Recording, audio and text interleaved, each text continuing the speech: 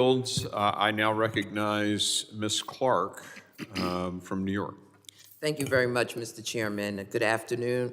Let me first start by thanking you, Secretary Mayorkas, for joining us today, as well as thank our Chairman Green and Ranking Member Thompson for convening this afternoon's hearing or this morning's hearing.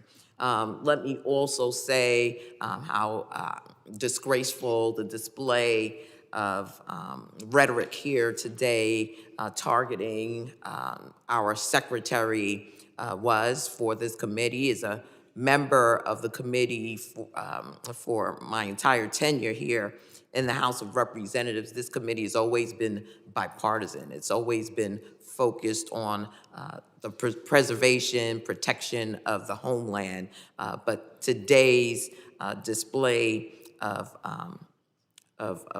just downright disgusting behavior is not indicative of who we should be and who we are as a committee. So I'd like to, first of all, lift up and thank and commend the Biden administration and you, Secretary Mayorkas, for rebuilding the department and your critical efforts to support DHS's overall mission. Your job is not an easy one, and since 9/11, it has never been easy. It's easier when you have cooperation from a bipartisan panel of members of Congress that want to seek out solutions to the myriad of challenges that we face. So today I'd like to focus on cybersecurity, Mr. Secretary.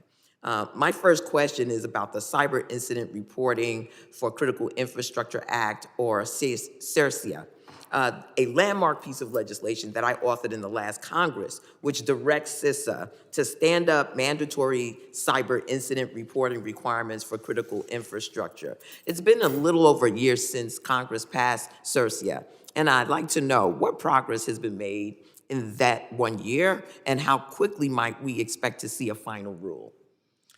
Congresswoman, one of the key elements of our cybersecurity and infrastructure security agency's work is to partner, to be an agency of partnership, because we so much rely on the private sector. The majority of our country's critical infrastructure rests in the private sector. So CISA, as it is known by its acronym, has engaged with the public in preparation for the issuance of a notice of proposed rulemaking to implement the regulations, bringing that important legislation to life. I believe, if I recall correctly, that the agency was given 18 months to promulgate those regulations, and it is well underway in its work in that regard. Very well. How is DHS working with the other regulators like FCC and SEC to streamline and harmonize incident reporting requirements? Congresswoman, one of the critical needs for our country is to harmonize the different regulations that we have with respect to cybersecurity.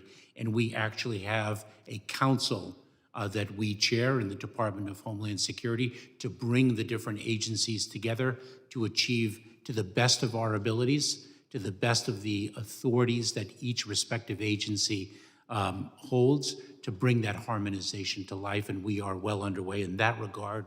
I know that council has met, if I'm not mistaken, several times already. Last Congress, I authored legislation to authorize a critical CISA OT security program called Cyber Sentry, which allows CISA to enter into enhanced strategic partnerships to monitor cyber threats to OT systems. Since that program was authorized, how has DHS worked to grow and stabilize Cyber Sentry?